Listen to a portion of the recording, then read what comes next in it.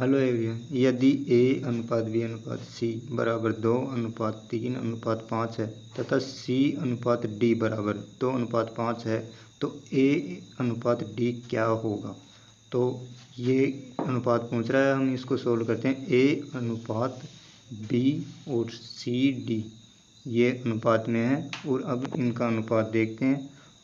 ए का 2:3:5 अनुपात, फिर सी और डी का अनुपात देखते हैं। 2:5 होता है और इस 5 के साइड में 5 रख दिए और 2 के साइड में खाली जगह पर 2, और फिर 2 के साइड में खाली जगह पर 2 रखते हैं। हम यह हॉरिजॉन्टली रखेंगे, ये वर्टिकल नहीं रखा जाएगा।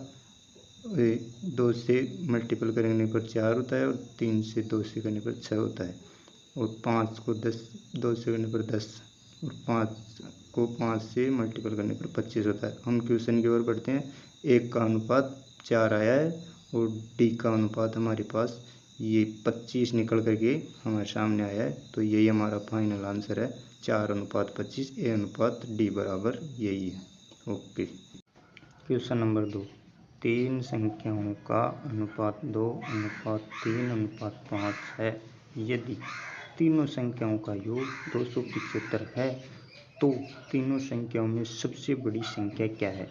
तो हम देखते हैं कि इन तीनों संख्याओं में सबसे बड़ी संख्या कौन सी है। तो हम पहले इनका अनुपात लिखते हैं। तो 2:3:5 ये हैं हमारे पास 3 संख्याएं हैं जिनका अनुपात है। जैसे ए बी सी, ये 3 संख्याएं हैं, इनका ये अनुपात है। ये अनुपात किसके बराबर है, ये 275, इनका योग 275 के बराबर है। तो हम 275 में इन सब तीनों अनुपातों का भाग देंगे। तो इनका अनुपात है 2, 3, 5 और 5, 10। ये 10 का भाग देंगे हम इसमें, और इनमें सबसे बड़ी संख्या ज्ञात करनी है। सबसे बड़ी संख्या है इन तीनों में 5 है, तो इसमें 5 से अनुपात का भाग देते हैं। इससे गुणा करते हैं 5 से, तो 5 से गुणा करने पर 5 से 10 2 बार कटेगा, 2 बार कट जाता है, और 2 का इसमें भाग देते हैं। तो 2 एकम 2, 1 और 2 का 6 7 में देंगे तो 3 बार जाएगा, 3 आ जाएंगे, और 15 बचेंगे। 15 में 2 का 7 बार जाएगा, और 1 बचेगा। 1 से हम 0 उतारेंगे तो पॉइंट लग जाएगा, और 2 बार भाग चला जाए। इस प्रकार हमारा आंसर 137.5 हो जाता है।